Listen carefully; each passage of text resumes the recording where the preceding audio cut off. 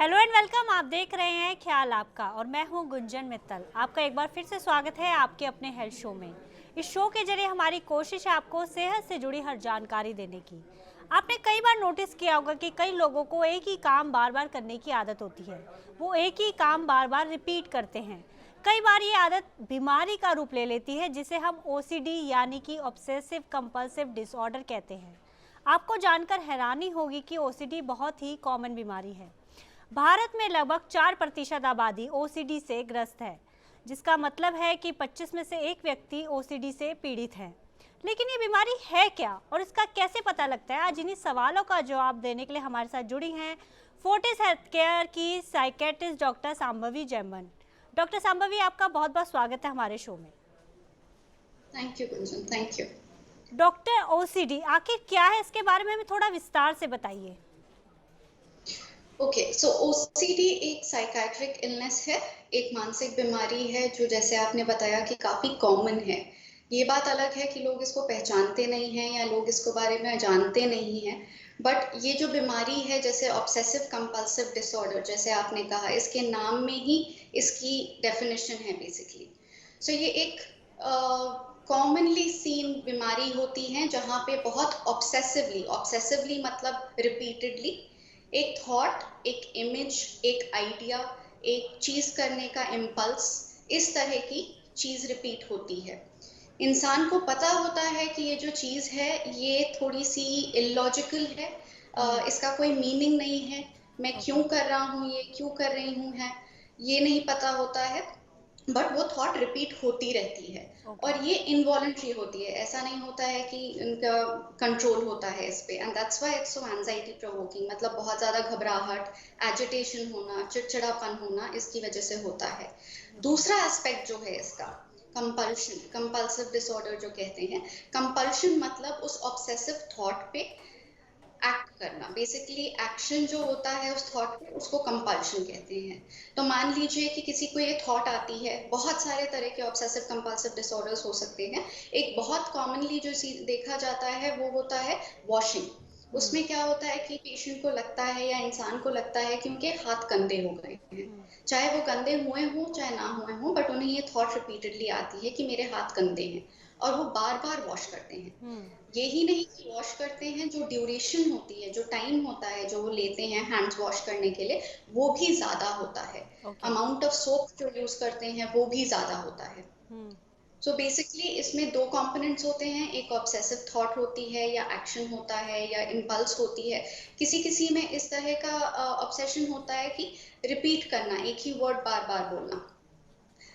अब काफी लोग कहेंगे कि ये सारी चीजें, हम काफी सारी चीजें रिपीट करते हैं, बट इस प्रॉब्लम को प्रॉब्लम तब कहते हैं जब हमारे नॉर्मल एनवायरनमेंट में, नॉर्मल फंक्शनिंग में प्रॉब्लम होने लग जाए, कि कोई नहाने जाए और वो आधे घंटे की बजाय 3 घंटे ले नहाने में। ओके। उसमें क्या होता है, रिचुअलिस्टिक चीजें होती हैं जिसमें वो सफाई करेंगे पूरे बाथरूम की नहाने से पहले, फिर नहाएंगे। एक पर्टिकुलर वे होता है कि पहले उन्हें एक चीज करनी है फिर दूसरी चीज करनी है। बाय चांस अगर कोई स्टेप मिस हो जाता है तो वो फिर से स्टार्ट करते हैं। ओके। और अगर वो नहीं होता है, मिस हो जाता है या ठीक से नहीं हो रहा होता है, तो उन्हें एंजाइटी होती है। एंजाइटी मतलब घबराहट, मतलब एक इरिटेशन होती श्योरिटी और सिक्योरिटी दोनों चीज़ों की कमी होती है किसी काम को लेके। तो इसका पता कैसे चलता है कि हम एक ही काम को बार बार दोहरा रहे हैं या बार बार दिमाग में नेगेटिव थॉट्स आ रहे हैं? तो ये ओसीडी है क्या? इसके कोई और भी लक्षण होते हैं? है। इसके लक्षण यूजुअली मेनली यही होते हैं, बट जिस तरह से आपकी फंक्शनिंग अफेक्ट हो रही है, जो लोग आपको देखते हैं, ये चीज थोड़ी सी अबनॉर्मल लगती है उस समय, ये चीज थोड़ी सी नॉर्मल से हट के लगती है आई वुड से। सो उस चीज से पता चलता है, प्लस फंक्शनिंग पे इफेक्ट पड़ता है, तो फिर लोग डॉक्टर के पास जाते हैं कि इस तरह की दिक्कत हो रही है। तब हिस्ट्री लेने पे पता चलता है कि ठीक है, इतने साल पे इनको शुरू हुई थी इस तरह की, पहले इतनी प्रॉब्लम थी, आगे जाके ज्यादा बढ़ गई, अब इतना टाइम लेते हैं एक काम करने में। जैसे मैंने कहा वॉशिंग, वैसे ही चेकिंग भी होती है, कि एक चीज की उसको बार बार चेक करना, क्योंकि डाउट आता है मन में कि ये मैंने किया है कि नहीं किया है, ठीक से हुआ है कि नहीं हुआ है। सुपरस्टिशंस होते हैं जो ओसीडी का पार्ट होते हैं। तो ओके। बेसिकली एक डिटेल्ड हिस्ट्री लेने से पेशेंट से पता चलता है कि ठीक है, ये इस डायग्नोसिस या इस बीमारी से गुजर रहे हैं और इस तरह से इनको हेल्प कर सकते हैं। ओके। आखिर इस बीमारी होने की वजह क्या है? क्या एक जेनेटिक बीमारी है और किस एज में ज़्यादातर ये इसके मरीज पाए जाते हैं? सो इसका ऑनसेट जो एज आप पूछ रही हैं वो यूजुअली होता है लेट टीन्स और अर्ली ट्वेंटीज में। हुँ, late teens and early twenties में यूजुअली देखा जाता है कि लोगों को ओसीडी के सिम्टम्स आने लग जाते हैं। हुँ, इवन टीनेजर्स में कभी कभी ये सिम्टम्स देखे जाते हैं, बट काफी लोग इन्हें मिस कर देते हैं because of the lack of awareness of the symptoms और lack of knowledge of the symptoms. Okay. दूसरी चीज जो आपने पूछा कि इसका क्या कारण है, हुँ, बेसिकली ये कारण होता है इसका, जैसे हमने डिप्रेशन के बारे में सुना है कि उसमें केमिकल्स होते हैं हमारे ब्रेन में जिनका इम्बैलेंस हो जाता है। सिमिलरली ओसीडी के लिए भी, ऑब्सेसिव कंपल्सिव डिसऑर्डर के लिए भी कुछ केमिकल्स रिस्पॉन्सिबल होते हैं हमारे ब्रेन में, जिनकी कमी से या जिनके इम्बैलेंस की वजह से इस तरह की थॉट प्रोसेस, इस तरह के एक्शंस, इस तरह की सोच आ जाती है लोगों में। ओके, सो बेसिकली ये केमिकल इम्बैलेंस होता है। केमिकल जो कॉमनली देखा जाता है जिसका इम्बैलेंस होता है वो होता है सेरोटोनिन। ओके, तो उसके इम्बैलेंस की वजह से इस तरह की प्रॉब्लम आती है, and that is why we require help with medications. Okay. तो ये हमारी जो बीमारी है हमारी लाइफ को कैसे प्रभावित करती है? क्योंकि अभी हम एक न्यूज़ पढ़ रही थी, वहाँ पर एक हस्बैंड को अपनी वाइफ को डिवोर्स तक देना पड़ गया क्योंकि वो बार-बार उसका लैपटॉप वॉश करती थी। तो ये बहुत हँसने में मतलब एक बहुत हँसने वाली बात है, बट फिर भी ये एक बहुत सीरियस कंसर्न है। जी। सो हमें कैसे पता चलता है, हमारी लाइफ को कैसे प्रभावित करती है? जैसे ये जो चीज़ है, जो आपने बताया कि एक इंसिडेंट हुआ है जहाँ पे वाइफ ने लैपटॉप को वॉश कर दिया, तो ये नॉर्मल से हट के है। हुँ, ऐसा कोई भी करेगा तो हमें लगेगा कि ये क्यों हो रहा है, ये क्या हो हुँ, रहा है, तो कोई डॉक्टर को अप्रोच करेंगे। दूसरी चीज़, ये जो प्रॉब्लम होती है इसमें फंक्शनिंग जो होती है, जैसे मैंने बताया कि टाइम बहुत लगता है। हुँ, अगर कोई, किसी को वॉशिंग की प्रॉब्लम है, किसी को क्लेanलीनेस का ओसीडी है, तो उनको नहाने में, हाथ धोने में, सफाई करने में घर की बहुत टाइम लगेगा। जहाँ के हुँ, एक इंसान को लगेगा आधा घंटा नहाने में, इनको लगेंगे 3 घंटे नहाने में, या हो सकता है उससे ज़्यादा।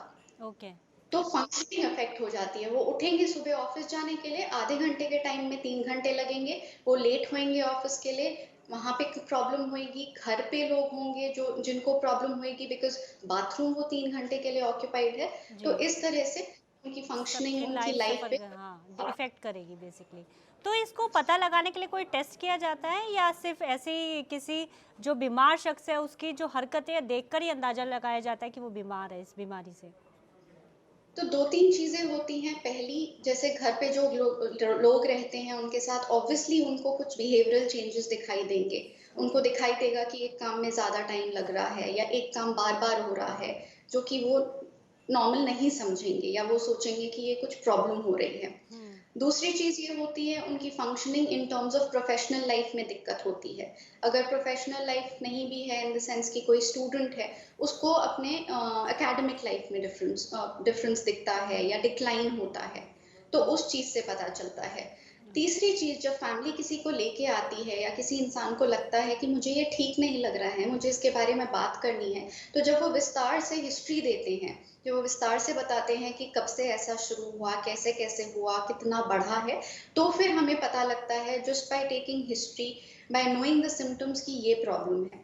बट इसके कुछ ऑब्जेक्टिव टेस्ट भी होते हैं, मतलब पेन पेपर टेस्ट होते हैं, जो हम अप्लाई करके देख सकते हैं कि किस-किस एरिया में प्रॉब्लम है, कितनी सिवियरिटी है और इसको कैसे डील कर सकते हैं हम। ओके। तो सफाई तो एक चीज़ हो गई कि किसी को बार-बार सफाई किसी करने का शौक है, मतलब आदत सी हो गई है। बट कई बार होता है कि हम एक ही काम बार-बार करते हैं, जैसे डोर लॉक किया तो बार-बार डोर को चेक करेंगे, हमने गैस को स्विच ऑफ किया तो वो बार-बार चेक करेंगे, बटन्स अगर हमने स्विच ऑफ किए हैं तो वो बार-बार चेक करेंगे। तो ये भी क्या इन सब में ओसीडी में आते हैं? तो जैसे मैंने आपको पहले बताया, चेकिंग चेकिंग एक और ओसीडी है, एक हुँ, टाइप का ओसीडी है जहाँ पे लोगों को डाउट आता है बार बार कि हमने ये किया है कि नहीं किया है। हुँ, 2-3 बार तो हम लोग नॉर्मली भी चेक कर लेते हैं, बट इन लोगों में ज्यादा टेंडेंसी होती है कि मे बी से 10-15 टाइम्स या उससे भी ज्यादा कभी कभी लोग ओके, चेक करते हैं। चेकिंग हो सकता है, कभी कभी रेपिटेशन ऑफ वन वर्ड भी हो सकता है ओके, कि एक ही वर्ड वो चाहते नहीं है वो बोलना, पर वो हुँ, वर्ड आ रहा है। सिर्फ थॉट नहीं होता है, कभी-कभी इमेज भी हो सकती है। एक okay, particular image without their violation उनके सामने आ रही है।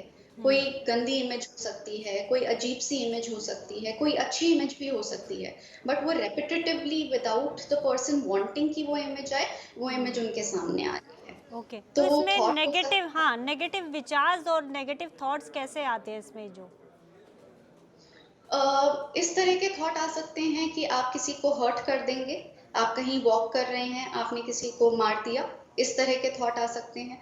किसी को लग गई, किसी को प्रॉब्लम हो गई पीछे, तो आप वापस जाके चेक करते हैं कि वो इंसान ठीक है, वो जानवर ठीक है, या जो भी चीज़ है वो ठीक है। तो इस ओके। तरह की चीजें आ सकती हैं। कोई भी नेगेटिव थॉट आ सकती है। कोई नेगेटिव थॉट आ सकती है कि मुझे कोई हार्म करना चाहता है, इस तरह की नेगेटिव थॉट भी आ सकती है। तो ऐसा नहीं है कि कोई स्पेसिफिक नेगेटिव थॉट है। हम्म। नेगेटिव थॉट के एस्पेक्ट में किसी भी तरह की नेगेटिव थॉट आ सकती है। ओके, तो इसकी कोई स्टेजेस भी होती हैं? आई वुड से कि हम इनको डिवाइड करते हैं माइल्ड, मॉडरेट, सिवियर में। बट इतना कॉमनली नहीं देखा जाता है कि यू हैव टू डिफाइन कि ये माइल्ड में है, मॉडरेट में है, सिवियर में है। इरिस्पेक्टिव ऑफ द फैक्ट आपको ट्रीटमेंट जरूरी है।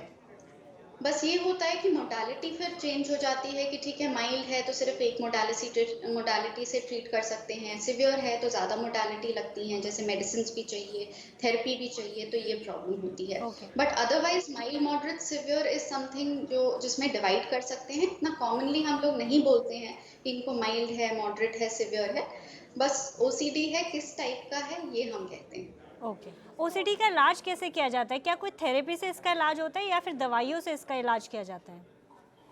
ओके, तो ओसीडी के इलाज में दोनों चीजें इंपॉर्टेंट होती हैं, दवाइयाँ भी इंपॉर्टेंट हैं और थेरेपी भी इंपॉर्टेंट है। हम्म। बेस्ट जो इलाज बोला जाता है ओसीडी का, वो दवाइयों और थेरेपी के साथ, दोनों के साथ होता है। हम्म। जब हम यंगर एज में देखते हैं, specially below the age of 18 years, तब हम ट्राई करते हैं कि फर्स्ट ट्रीटमेंट वो हो जो सिर्फ थेरेपी से हो जाए।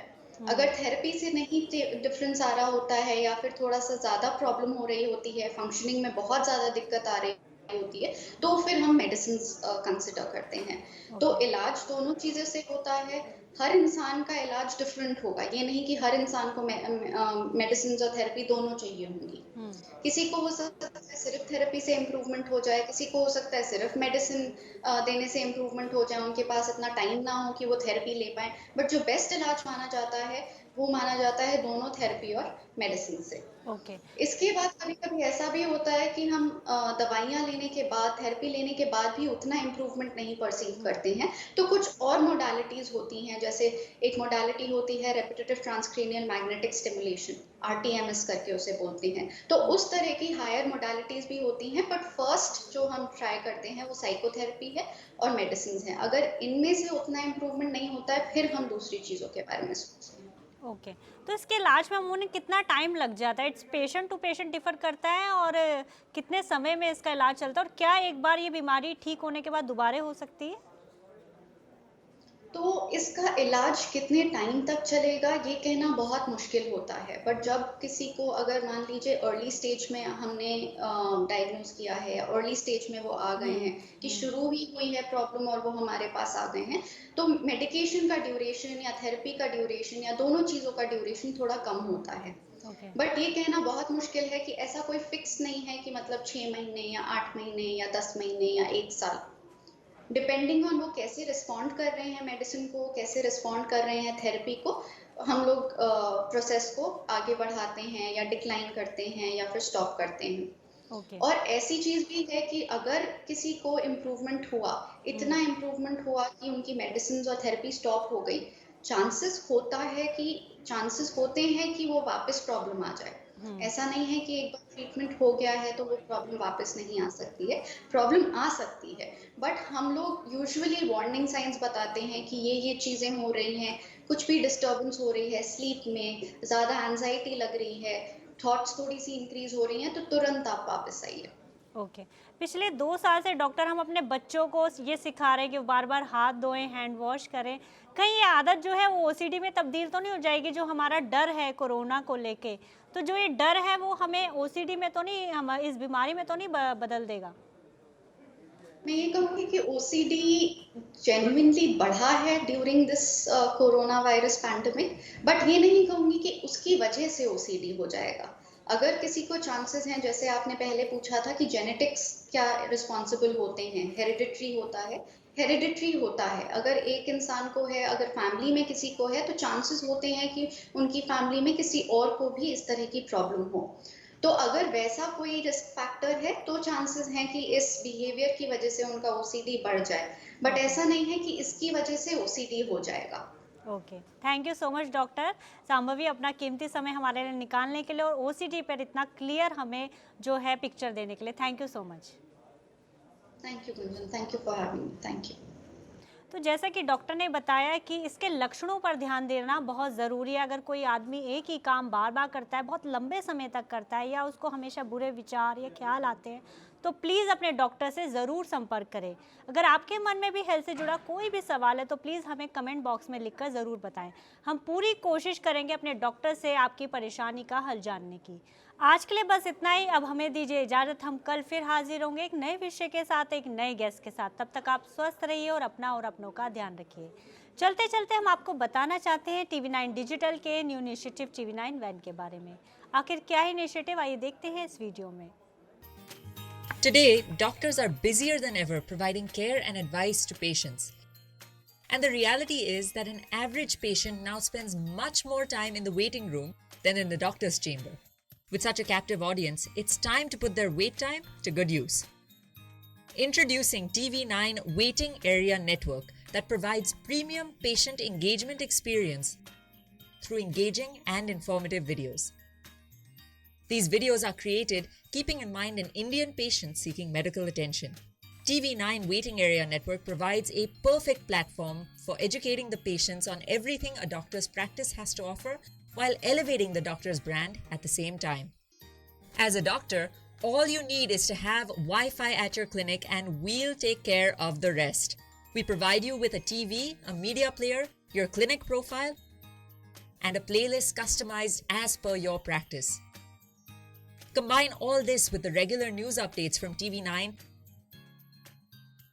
and you have an awesome branding and marketing tool for your clinic. Write to us at van@tv9.com and we'll get in touch with you to set up our solution at your premises.